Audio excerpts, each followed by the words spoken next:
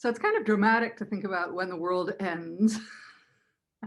But we all know that our worlds end multiple times over the course of life. So in the life of a nation, which is somewhat longer, they happen even more often. And so that's what we're going to be looking at this evening. We're going to be talking about a burgeoning of culture in Armenia's various kingdoms and its regions. And then suddenly, there's the end of it all. We're going to talk about what motivates a person to, as we would now see it, betray their country. We're going to look at the way shocking behaviors in the ruling class participated in, precipitated, interwove with great achievements in art and architecture at the same time that they caused personal soul searching and even spiritual agony. And then finally, we'll close out this lecture with a few words on the 100-year, or even more, depending on when you start counting it, transition out of the Armenian homeland into Cilicia. The nostalgia that the early Cilician immigrants felt for their former homeland. Their wondering with anxiety whether they would return. Their expectation that they would indeed return to their homeland, gradually fading out of consciousness.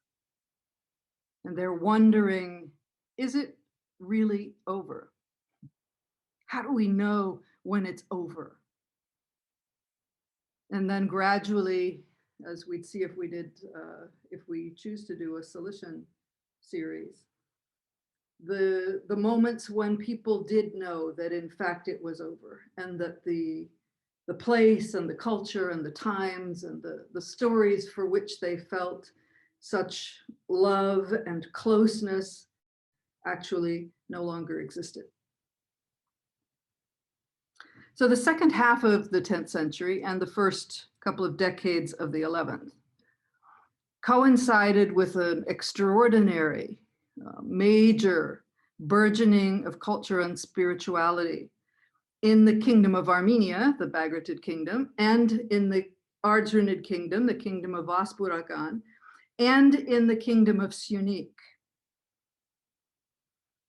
So as you can see from this chart of players, there are reasons why this incredible flourishing took place at this exact moment. If you had to look at this chart, not knowing what it was, and then say, where is the most stable center in this time period? You would have to say it's in the Armenian church. And that's interesting and unusual. You have the same Catholicos almost from the beginning of the century till just past the middle of the century.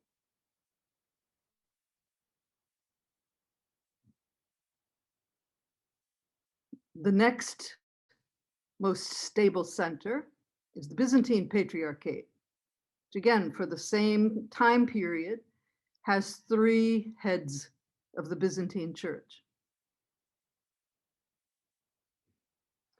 But then when we look at other sections, we see some slightly different pictures. Now the Kings of Syunik column is there in green because it's still a work in progress. It turns out that finding information and dates on the people who ruled in Syunik is more complicated than it seems, because Syunik is divided in different ways at different times. There's a lot of interweaving of families and authorities and interruptions and so on. It's a very complex place. But as far as I could figure it out to this point, you have 4 rulers, father to son, relative stability. When you look at the kings of Vaspuragan, the southern kingdom in Armenia, again, relative stability. Nobody has like a really short reign. The closest to being short is Abu Sahal Hamazasp. Oh, what do you think of that name? Good Armenian name. How many Armenians do you know named Abu Sahal? let alone kings. And you see something else that's a little strange with these men. They all have a double name. Derenik Ashot, Abu Sahal Hamazasp, Ashot Sahak, Gurgen Khachig, Senekerim Hovanes.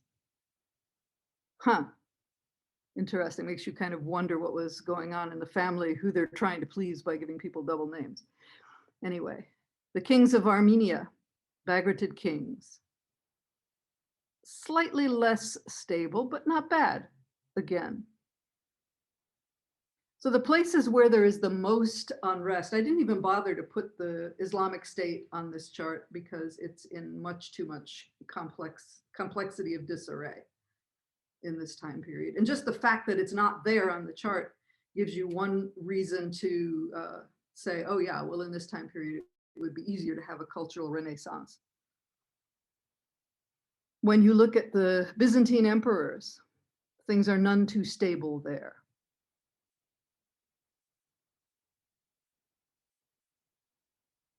You have 10 rulers in the same time period, and thereby hang many tales, obviously. And then the popes of Rome, I included them. They don't have direct relevance to what's happening in the Armenian highlands at this point in time. But again, in case we do go on with this historical series, I wanted you to see that as Armenians start moving into Cilicia and consolidating their power and making the acquaintance of Europeans, what kind of European religious power are they trying to find their footing with? As you can see, it's not going to be an easy thing. There's a lot of turnover at the Holy See, very short reigns. You could, in times when you don't have really quick postal service, you could send a letter to a pope and his successor would receive it and probably send it back. So it's going to be difficult once Armenians begin trying to navigate the world of European powers, more than it has been with the powers that they're used to in Byzantium and in Islam. So stability is on the side of the Armenians at this point. And one is tempted to wonder whether there isn't some kind of maybe energetic connection between the flowering of culture, the stability in this period, and the increased monastic life of the Lake Van region, in combination, of course, with the decreased activity of the caliphate.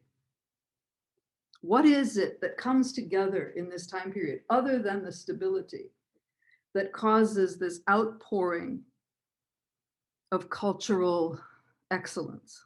Certainly, as we're going to see, it certainly was not the uplifting Christian behavior of the nobility that fueled the Renaissance, as we're going to see. Well, maybe I take that back a little bit, because in one way, the realization that members of the nobility had about the actualities of their own behavior and their repentance for the same did to some degree fuel the Renaissance financially. So I want to look at some of the things that came about during the second half of the 10th century, starting out with the Bagratid Kingdom, starting out with the Northern Kingdom.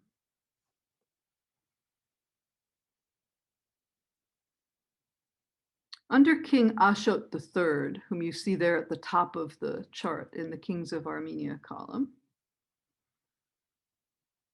earned himself the nickname Vohormats, which means the generous. And there are many stories about various ways that he championed the poor, that he gave generously to causes and places. But under him, there was a very strong movement to establish for the kingdom spiritual and intellectual centers of activity where there would be excellent library facilities, there would be excellent teachers, there would be an excellent monastic life.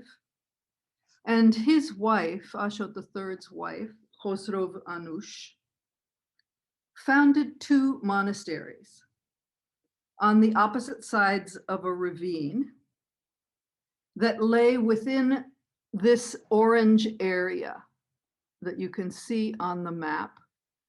It didn't at the time when she actually built them, but very soon this land was given by her son Sumbat to his brother Gurgen to be king of. This area became known as the Kingdom of Dashir Tsoraked. It included bits of what's now Georgia, bits of what's now Azerbaijan, a nice northern chunk of Armenia. And the two places that she built are called Harbat, which you can see here, nestled at the top of its village. Harbat was known as the Silver Monastery for reasons that are apparent when you look at its stone. It didn't look as complicated as it does now. When she built it, it was much more modest, and then it gradually grew over time as the brotherhood there grew and the functions that the monastery performed increased. So she built this, and just if you've not been to Harbat and Sanahin, there are two mountains that sit across from one another on both sides of a ravine. At the bottom of the ravine is a river, and across the river there's a little bridge that you go through to get up to these. To get from one to the other, you have to go all the way down and then all the way up. So they had a system of smoke signals for a while so that you didn't have to go spend hours getting all the way down and then all the way up just to deliver a message. Anyway, so you have this beautiful silver monastery. Part of it's built into the side of the hill. If you go there and you look around their cemetery, you'll see that there are Georgian inscriptions, Armenian inscriptions. It's clearly a culturally mixed area. And on the other side, she built the gold monastery, the monastery of Sanahin. Each of these monasteries developed a quite different character as they went along. This is a little bit fuzzy, but I like this view of Sanahin. It shows you how complicated it became with its kavit and its different churches and its well house and so on and so forth. She named these monasteries in honor of her two sons, Sumbat and Gagik, and both of them reigned after their father died. So what she hoped, mothers have these hopes for their children, that their children are not going to fall into the same kind of pits that the parents did when they were younger, or have any issues in life, but inevitably children do. And so there were certain things in the lives of her sons that she hoped these monasteries would maybe not cause God to intervene, but maybe bring her sons to a better awareness of where their lives were headed and a consideration of where they really wanted them to go. Now, she was able to do these kinds of building projects because Armenia was once again becoming extremely rich through its trade in specifically textiles, metalwork, armor, jewelry, horses, cattle, salt, grain, wine, honey, timber, leather, and furs. So there was a huge income coming into the area to fuel these kinds of expensive projects. And the capital city of Ani, I like this view of its gate, located on its high windswept plain, tripled in size during this time period. There's a fantastically quick urban growth. And it came to fill pretty much every inch of the peninsula of land on which it stood. Over time, earning the name Ani of the Thousand Churches. Not because there were 1,000 freestanding churches, but also including 30 underground chapels, which we'll talk about in a minute, and many home churches, home chapels for the well-to-do. And as you can see in this picture,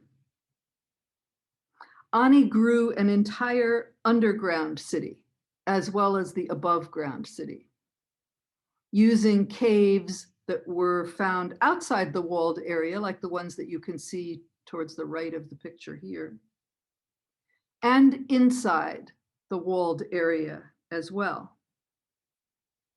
And so there were small entrances, like this one. Here's an archaeologist coming out through one. Small entrances, maybe like windows, that led to very large underground complexes. Here's one little complex that was mapped out in the early 20th century. And these complexes also contained passageways from one to the other.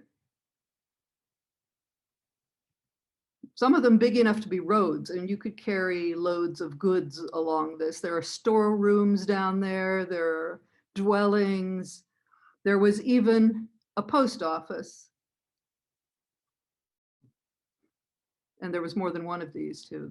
I like the shape of this one. So as you can see, the post office is, if you like the Harry Potter movies, is the equivalent of the owl post, but with pigeons.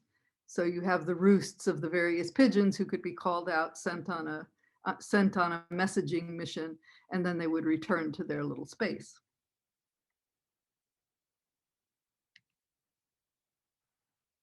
Meanwhile, above ground, you had people competing to build the most beautiful churches and site them in the most exquisite possible places.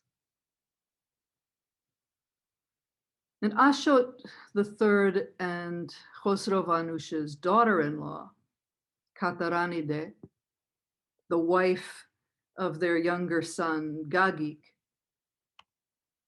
built the wonderful Cathedral of Ani, which now stands alone in the landscape, but you can imagine that it once had bustle of the city all around it. And I've showed you this picture before, but here it is again, with people included in order to give you a sense of the scale of what she built, both exteriorly and on the interior, where those clusters of soaring columns remind the viewer of the great European cathedrals, whether or not there is an actual connection between the two architectures. But hereby hangs a tale, one of the many tales from what was going to prove to be the twilight time of this kingdom. One of the very few things that we know about Queen Kataranide is that when in 1893, a team of archaeologists discovered and opened her tomb in Ani, they found that her skeleton had its feet nailed together. And why, one wonders, would a young, relatively young at least, royal woman be buried in a posture that seems to have been intended to resemble that of the crucified Christ? Well, we have some thoughts on that. Historians praise her husband, who became King Gagik I, saying that his was a time of unparalleled peace and prosperity in Armenia. And there are descriptions of the homes that people lived in, the gold brocade hangings between rooms, the silver candelabra with lights shining everywhere. It sounds like a very, indeed, comfortable lifestyle. And so it was a time of unparalleled peace and prosperity. But when we pull the curtain back on that just a little, the picture is much more complicated.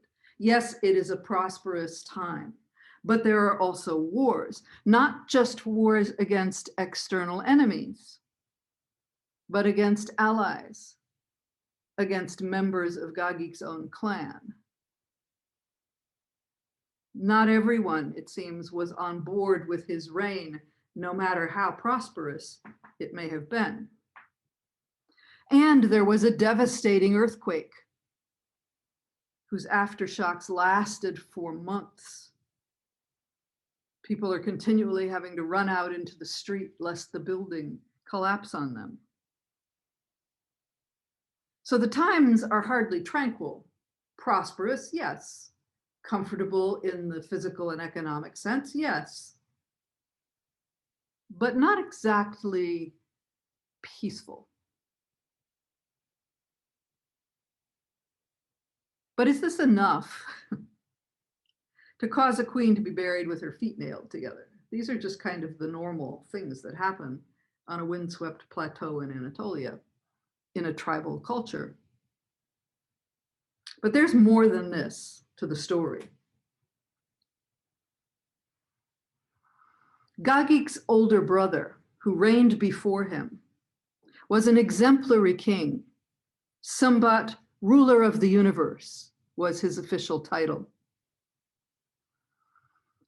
And the historian who tells us about him, a man named Asorik, pointed out that, ironically, people are the most likely to go off the rails, debase their character, do things out of character when their circumstances are extraordinarily good. And so Asorik tells us, he's a little bit coy about it, but he tells us that in the last years of King Sambat's life, he had a personality change.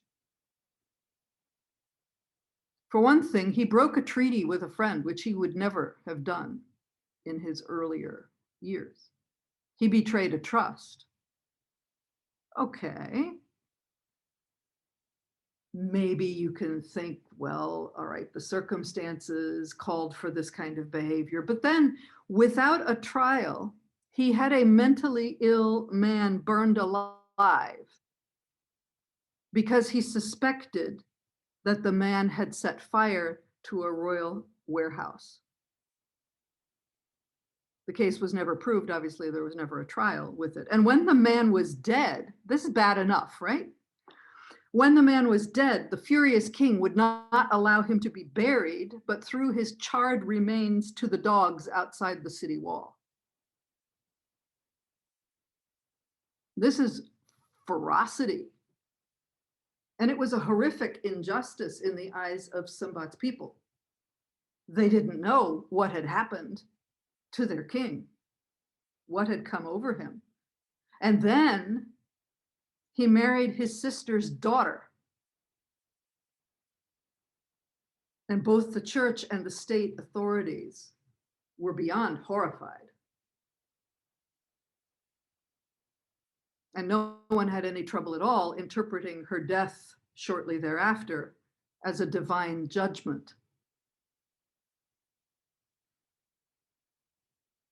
And then Sambat, still mourning for his wife, contracted a skin disease that killed him, we're told, in pain that burned like fire. And so it was very hard to avoid seeing his illness as not very subtle vengeance for the death by fire of that innocent, mentally ill man.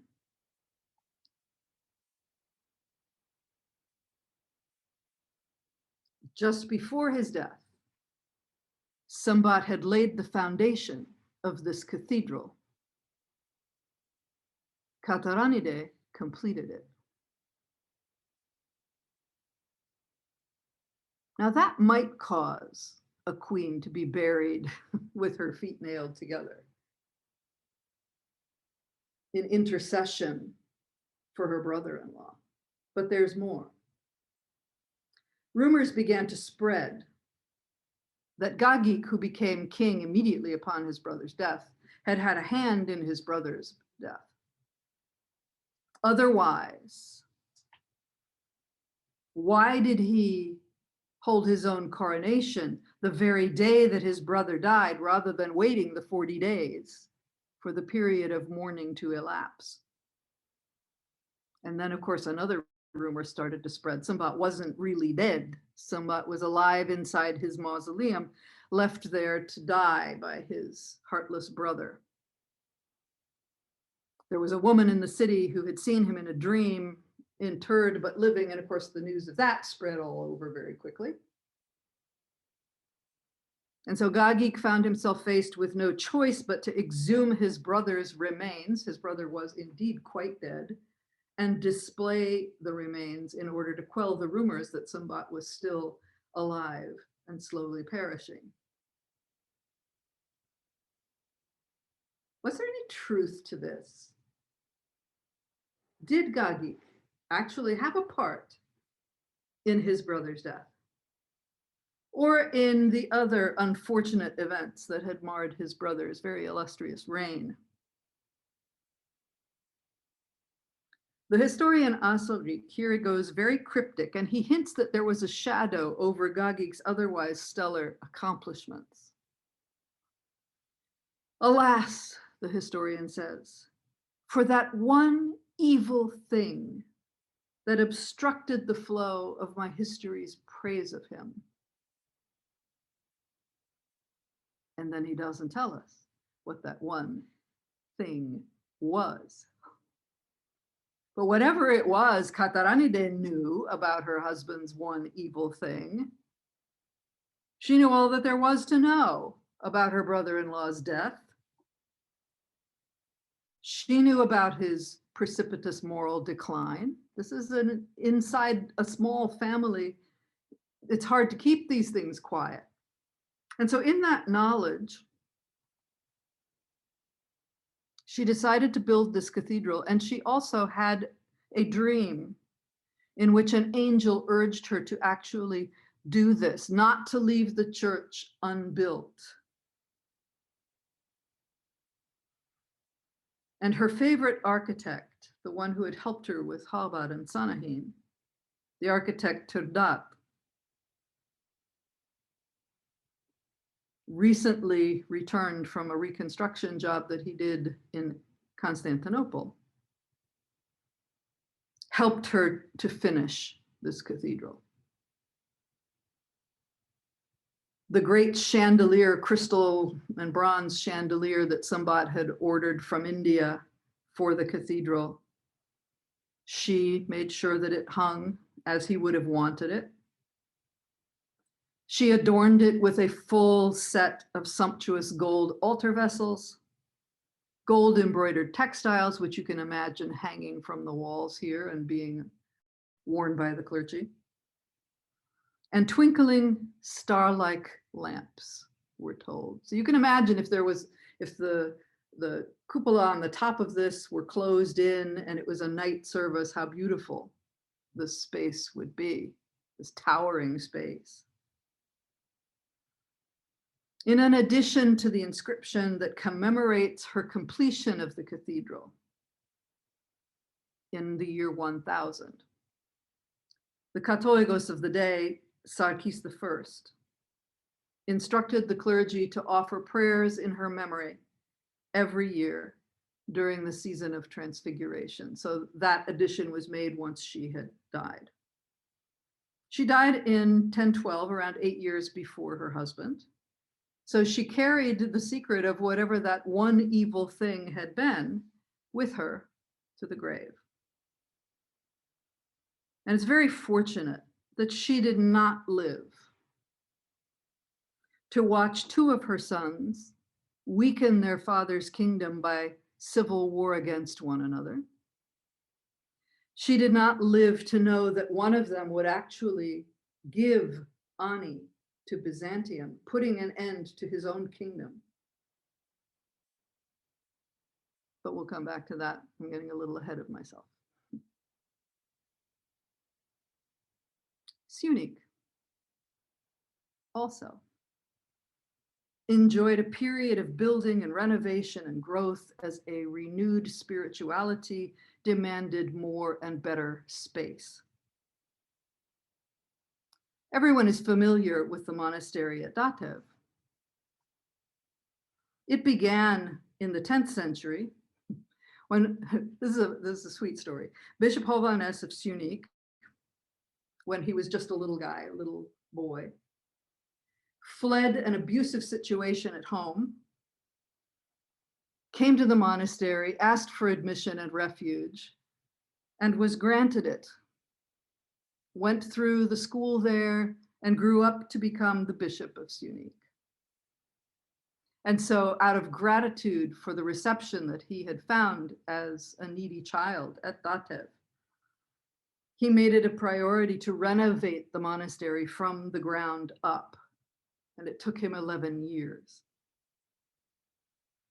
He was so excited at the end of it that he held an 8-day feast for its consecration that was attended by everybody who was anybody in the princely class, which after all is his donor base. And it was presided over by the Catholicos.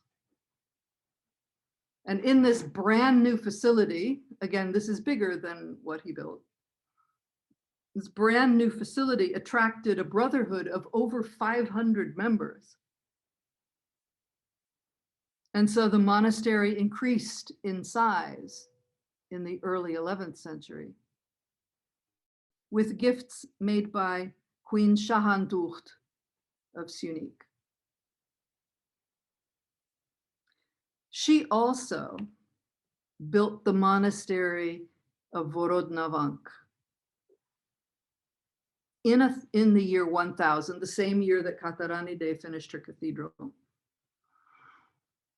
And what Shahantuch did at this site was to add to an ancient chapel that was named for St. Gregory and that was said to have been built by him.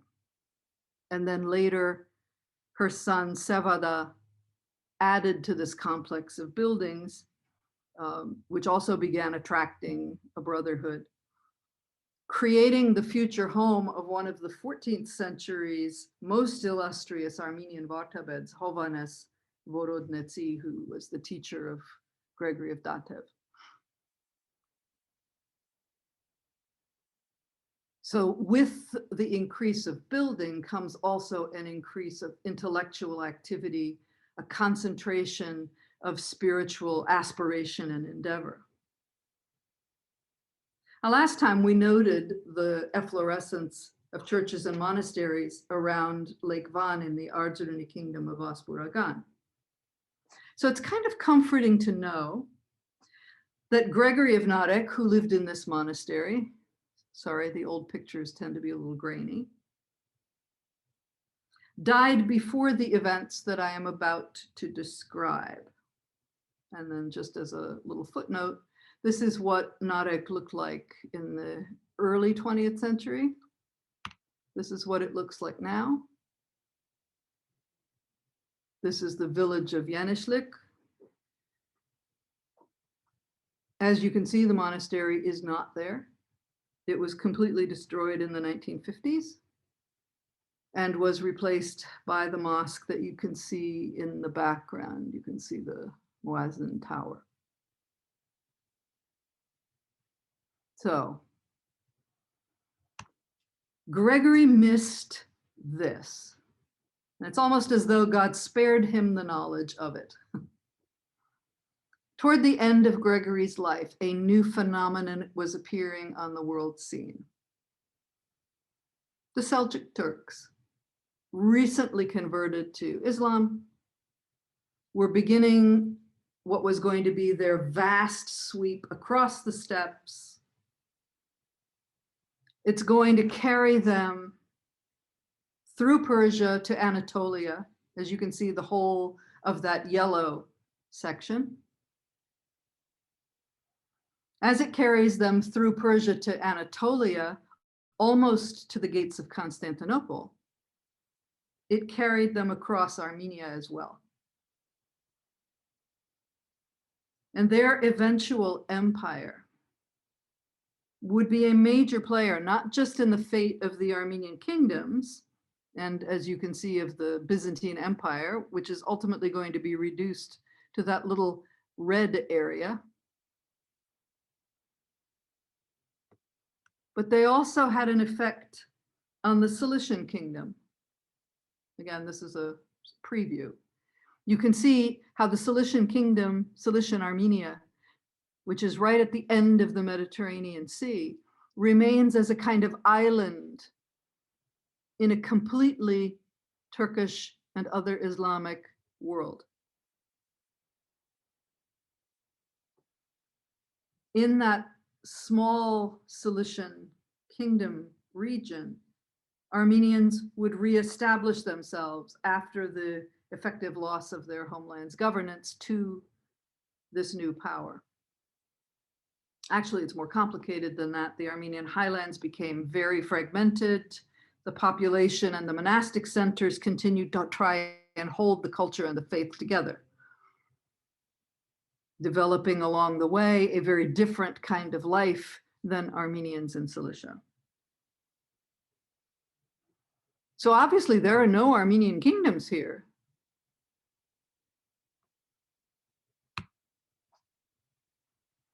The king of Vaspuragan at the outset of this Seljuk push forward was Senekerim Hovannes. We saw him as the last king of Vaspuragan. He was the sixth in his line. His throne, which is shown here, was kept carefully at the Katolikosate of Akhtamar until the late 19th or early 20th century. Now, Senekerim was an interesting character. You might even say that he was a checkered character. But he was also a very religious person, and that's going to be very important to how the story of the end of his kingdom unfolds. Quite understandably, having Turks nipping at the edge of his territory was worrisome to King Senekerim. Armenians were already plenty familiar with Turks of various kinds. Populations of Turks had been settled in Armenia by the Caliphate at different times, and Turks had also served in the Islamic armies. A Turk named Buğa had been put in charge of some of the most bloody campaigns that were held in eastern and southern Armenia.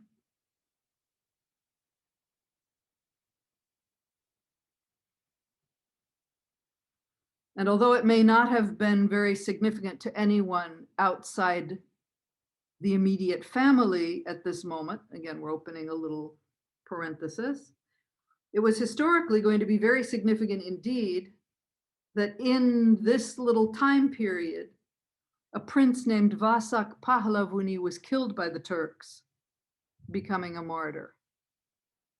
Now, again, it's purely a family tragedy, but his young son, Krikor, will go on to become one of the greatest personages of Armenia after his father's death, and he's going to be very influential, even instrumental, in the end of the Bagratid kingdom. In addition to being a polymath and fantastically wealthy and militarily very high up in the Byzantine hierarchy. But that, as I said, is a footnote. So back to Senekerim. Senekerim knew that his western neighbor, Prince David of Taik, whose processional cross you see here in the picture,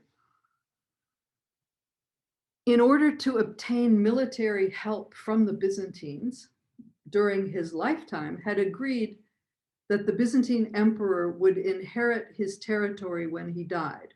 The Byzantine emperor at the time is Basil, so there's an Armenian connection there. And this deal had actually worked out quite well for him.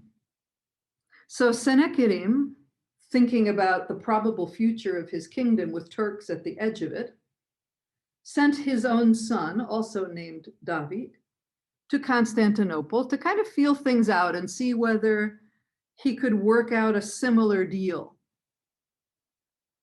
to exchange the border area, as it was soon going to be, of Vaspuragan for a more secure place within the Byzantine Empire proper. Now, remembering nobody can foresee how far that Seljuk advance is going to go, it seemed like it was a much safer bet to have land within the empire. This was not going to be the case. Also, nobody could foresee that Basil was, yes, a very strong emperor, but after him, things are going to immediately fall apart. And so the situation is not going to be as advantageous for Sennacherib the Armenian as it might have been. But even at that, you think, how strange is it that an Armenian is going to give up, simply hand over his homeland, a proud kingdom by this point, an intellectual and spiritual center, and voluntarily move away to somewhere else. Here's where it becomes important that Sennacherib was a pious man, because he had been praying about this situation. What do I do? Where do my responsibilities lie? Trying to weigh the risks of staying versus the risks of going. And he really could not come to a decision. So one day in prayer, he opened the Bible and put his finger on a verse. Maybe some of you have actually done this. Anyway, he did. And the verse said, "You will flee from city to city until the end comes." And then the end will come. He took that as a clear indication that he should make his bargain with the Byzantines, pack up his stuff, and take his nobility wherever it was that he could, negotiate a new place. And you look at that and you go, wait a minute, no, this is just a little bit too strange. Why would he, seemingly without further question, just, okay, God has spoken, I'm going to do this? It was also the 11th century. The 11th century is the end of the millennium. The end of the millennium is the end of the world. The end of the world is nigh. So, it's not going to be that bad one way or the other. It's all going to be over soon. So Sennacherib exchanged Vaspuragan for an approximately similar sized slice of territory within the Byzantine Empire that included the city of Sebastia, aka Sivas. We have any Sebastatsis in the group, with its surrounding province. In fact, he got a slice of land that cut pretty much across Anatolia, north to south. And Sennacherib and his nobility emigrated en masse. We do not know what happened to the normal people living in the area. Nor do we know really what happened to him afterwards. That's a little hazy, although we know that descendants of his continued to govern in that area, not always peacefully, because there was a large population of Byzantines. It's very funny the way these things come down to us. Interestingly, the person from his family that we know the most about is his daughter, Maria. Several years before her father made his deal with the Byzantines, Maria married King Georgi I of Georgia. He's going to reign from 1014 to 1027. They were probably married around the beginning of his reign. He was between 12 and 16 years of age at that point, so presumably she was younger, and this is not that unusual for the time. We know that Georgi later divorced Maria in order to marry an Ervine princess, a Caucasian Albanian princess named Alda. But Mariam's son, Bagrat, was his father's firstborn, and so would be his heir, no matter how much Alda tried to have her own son become the heir. An astute politician and a formidable woman in her own right, Maria was a presence to be reckoned with. She was the kind of person who could go toe to toe with heavily armed, gnarly nobility and back them down. Mariam and her daughter, who was just like her, we are told, named Guaranducht, managed a multilingual, cross-cultural, political, one could almost say hegemony.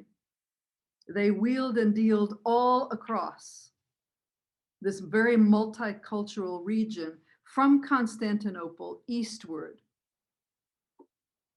Mariam worked really hard for a reconciliation with Bagrat's half-brother by Alda, who was continually trying to get the throne away from Bagrat. She was not successful. She was exiled. She came back to power. She managed all kinds of things for her son as king until he died. She was still alive.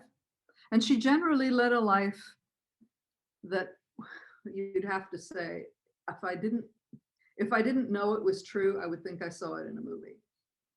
An amazing, amazing time period and person. As I said, she outlived her son, and ultimately she ended up in a monastery by her own free will. She wasn't sent there. But she didn't go quietly, and she didn't go until she had been part of the Georgian takeover of Ani that preceded its last final fall. So she's there right to the end of the Bagan Kingdom. So I guess all right already, I should tell you about the end of the Bagan Kingdom. The Byzantines had made their deal with Sennacherib because the appearance of a large Turkish force to the east also worried them. And they very rightly understood that Armenia was the buffer area between Byzantium and these newcomers. But once Basil was dead, his successors did not like Armenians, did not regard Armenians as a trustworthy population, and so their policy goal became not to help to support or shore up the Armenian states, but rather to empty and annex those kingdoms. Removing the Armenians from Armenia and replacing them with Byzantine settlers was the policy. Now, there's a fatal flaw in this policy that grew clearer as it developed, but people weren't thinking about it at the beginning. The bureaucrats in Constantinople were thinking, well, yeah, you take the Armenians out, you put Byzantines in, without taking into consideration that Byzantines didn't like living in Eastern Anatolia and beyond. They wanted to be in Constantinople with hot and cold running water and bathhouses and, cafe, whatever you can imagine. Okay, so the Byzantines already have a policy in place. Into this already decided policy came the city of Ani, which controlled all of the Bagan Kingdom. Ani was not in immediate danger at this point, it didn't seem, from the Turks. But unfortunately, as the middle of the century approached, Ani was endangered from within. There was very serious discord within the royal family. We already alluded to some of this between Sumbat and Gagik. But when Gagik died in 1020, after an immensely powerful reign, whatever the one dark thing was, he left behind him two sons who apparently had never learned when they were children about how siblings ought to get along with one another. And they were quite opposite in both body and character. oh, I have this to show you too. There's this lovely icon that Mariam obtained for the marriage, I believe it was of her granddaughter, has 115 medallions in enamel. It's probably the biggest collection of Caucasian enamels in one place. She's being spoken to by an angel, clearly setting her up in tandem with the Virgin Mary. That's nice. So here's the icon. It gives you a kind of, somebody stripped off the silver around the face of the Mother of God in the middle. So what you see is just the painted part. But that frame, as you can see, there are numerous, tiny, beautiful, enameled paintings, one of which, as I just showed you, showed Mariam herself. It's called the Kahuli Icon. That's a fabulous, incredible piece of work.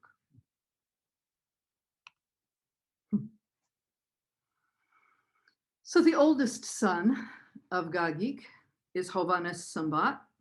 The younger son is Ashot. And they could not have been more night and day. Hovhannes Sambat, very intelligent, very capable in administration, good politician, but he was, to put it politely, very overweight. One author describing him says that he was rich in flesh. And he was also militarily inept. He had no idea of military tactics. Aristages Lastivertsi, who's a historian from the time, says he was lazy, lax, and unprepared for war. Exercise was not his thing.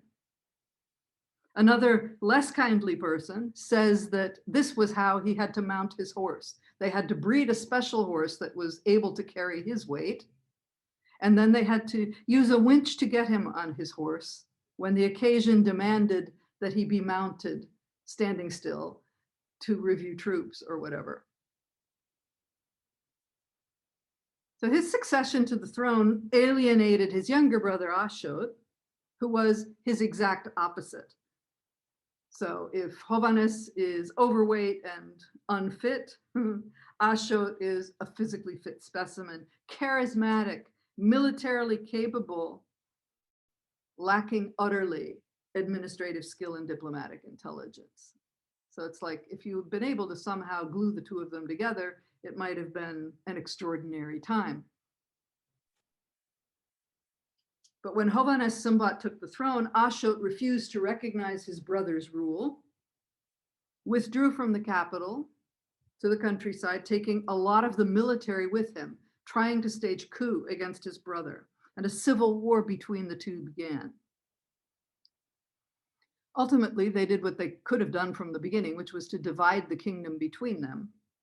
Hovhannes Sambat took care of business in Ani, and Ashot took care of everything outside Ani. And there are wonderful, unbelievable, again, stories about these two brothers and how they did and did not get along and what they would do to each other out of spite. Maybe some other time I can tell you some of those.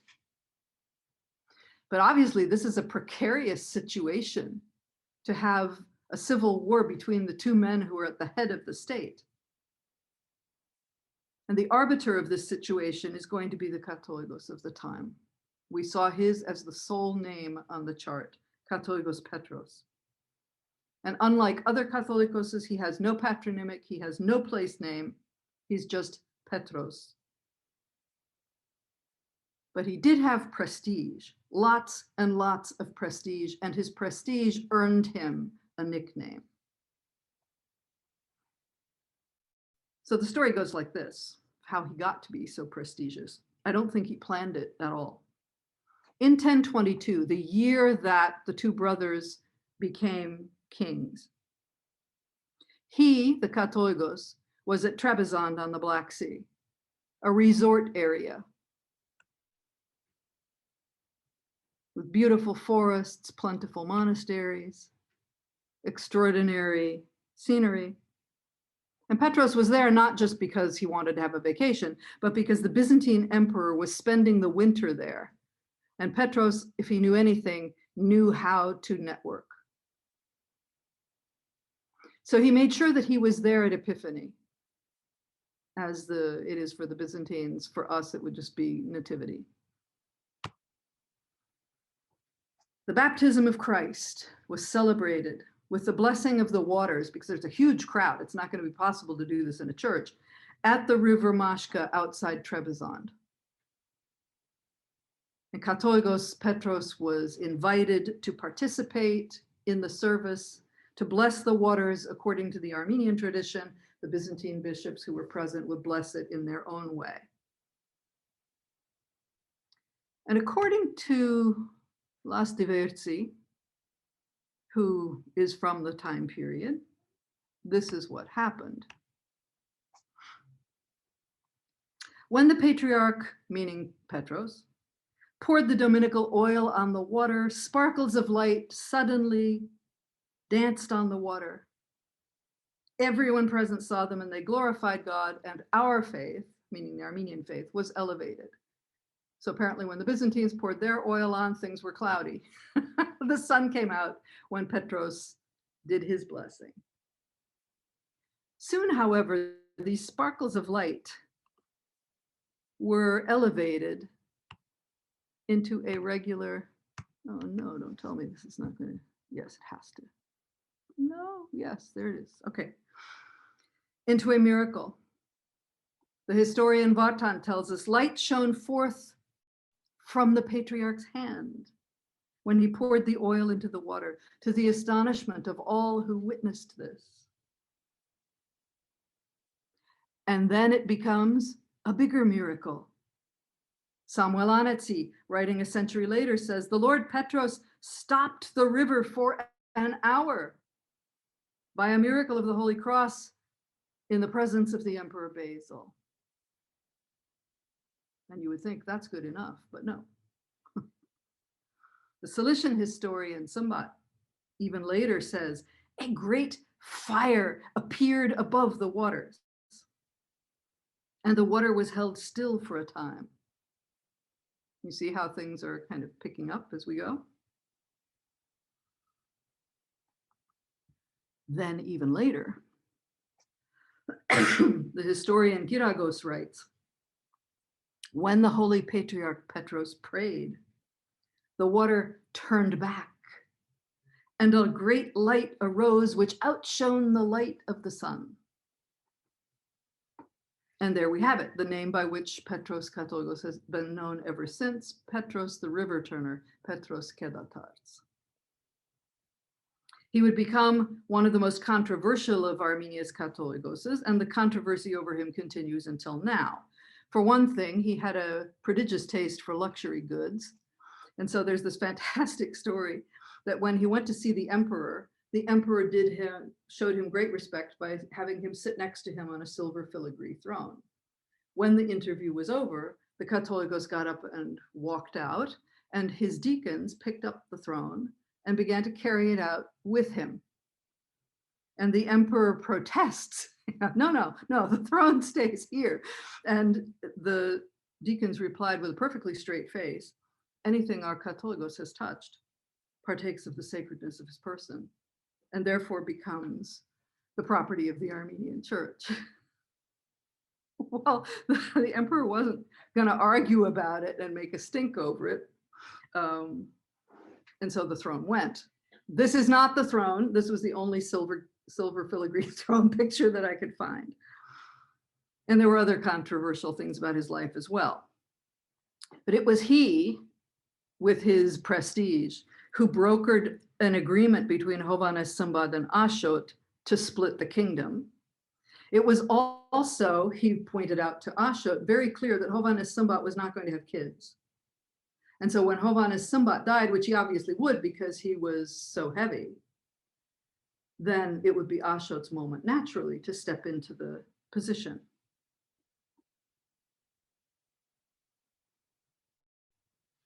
Hovhannes Sumbat agrees with this idea. He doesn't think much of his own prospects for a long life. And so as soon as he hears this agreement's stipulations, Ashot will stay outside until Hovhannes is called to his eternal reward, and then Ashot will take over. He's like, no, he won't. I am not going to have my brother take this throne. It's not going to happen. He's never going to sit on it. And so he made his own agreement privately with the Byzantine emperor to recognize Basil as his heir upon his death. It was 1025. When he made this agreement, no one could have foreseen that Basil would be dead within a few months, and there would be chaos in the empire. And it seems all but certain that it was the Katolikos who was the agent of this agreement. From the point of view of the modern world, that makes the Katolikos a traitor who gave away the Armenian kingdom. But from the point of view of the 11th century, it must have looked different. People are living in expectation of the end of the world. And so when there were terrible signs in the heavens, shooting stars, eclipses, and so on, in quick succession, the Katolikos and Grigor, the son of the martyr Prince Vasak, went to ask the wisest monk in Armenia what was the meaning of these things. When is it going to end? And the monk told them that out of the moral cesspit that the region had become, the Byzantines would rise again as God's instruments, and then the end would come. The Byzantines will rise again. So who are you going to offer your kingdom to? The Byzantines, because they will be able to care for it. Unfortunately, the monk was completely wrong. But who knew? Believing in the signs of the heavens and in the interpretation of God's mouthpiece, the Katolikos, Prince Grigor, and the king molded their policy to suit the prophecy. In their own eyes, they had done what was best for the country by giving it into the hands of the power that would rise again through the grace of God. Well, as luck would have it, Ashot died before Hovhannes Sambat. And at this point, Hovhannes Sambat may have repented his bargain with the emperor because he liked Ashot's son, Gagik, who was a young teenager at this point, who would have inherited the throne in the normal scheme of things. He had extraordinary military ability. He had charisma. He had diplomatic skill. He had it all, this young kid. But the new emperor, Constantine Monomachos, refused to annul the will and chose to claim the city, to empty it as Byzantine policy was. So when Hovhannes Sambat did in time die, Gagik found himself standing in opposition to the Byzantine army and the opinions of the Katolikos and the opinions of many of the nobility who were under the influence of the prophecy, like, no, give up, this is the time, this is the opportunity. And he's like, no, this is not the way I was raised. And so he was carried off to Constantinople, where he defended himself admirably in an audience with the emperor, refusing to turn over his city to imperial rule.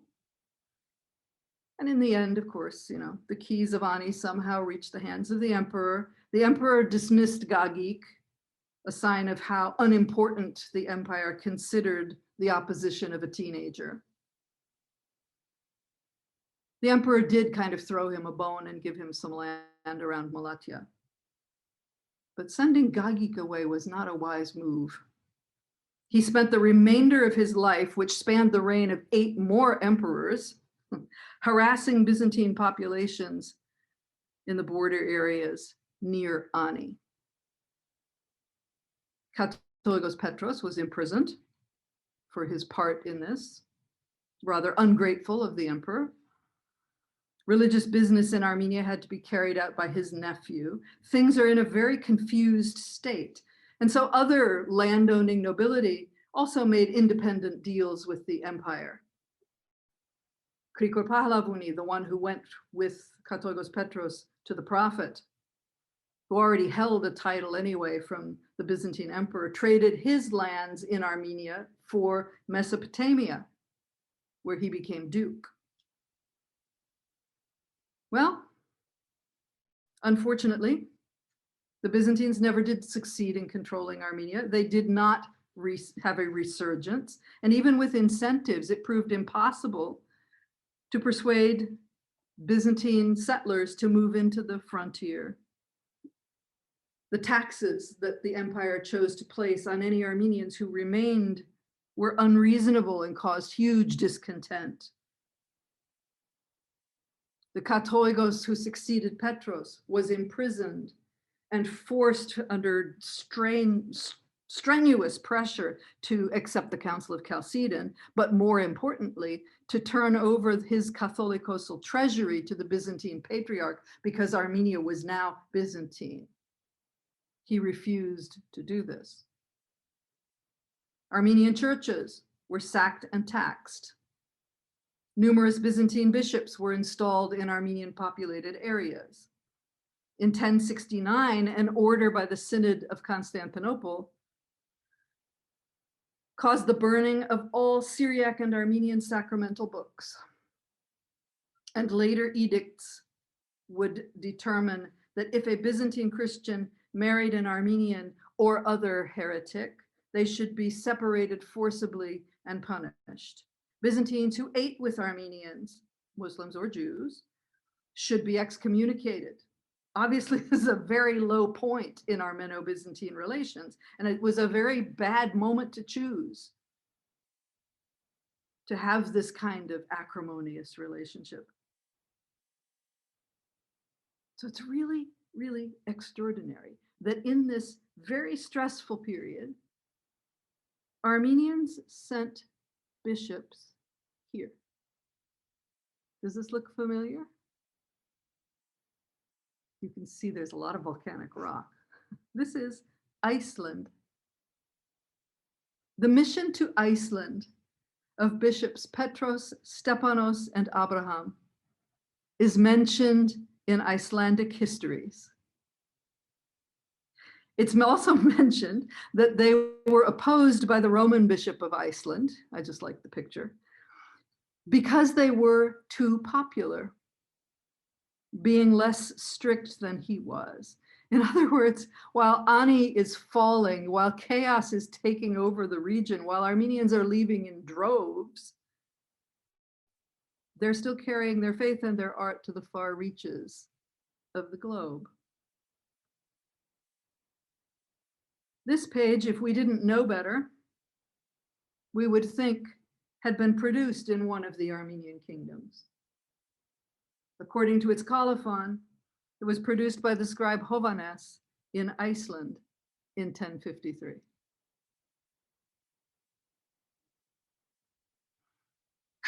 So instead of becoming a fortified buffer zone populated by loyal Byzantines, Armenia was depopulated and militarily undefended. And so the Byzantines simply handed the region to the Turks as they moved westward.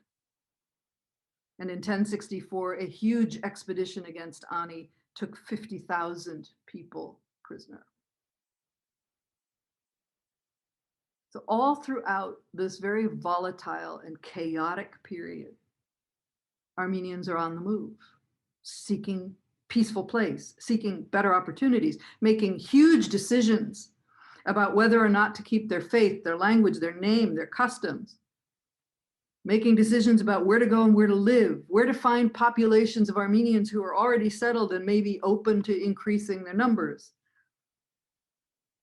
Out of all of this discomfort, dislocation, loss, devastation, would come an entirely new phenomenon. We are all familiar with it, but at the time, it was new.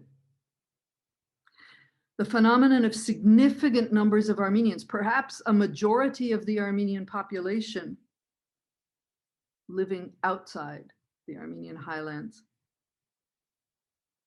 It was a difficult reality, surely, And so while the Armenians in the homeland defended their faith and their culture at great cost, effectively standing on little islands of Armenianness in a sea of other cultures, the Armenians of Cilicia and of other places as well outside Armenia would adapt traditional Armenian faith and culture to their new situation in ways that we still use today, using a process that would be familiar to us today. And it was these diasporan Armenians who would change the face of Armenian history in new and troubling and exciting ways.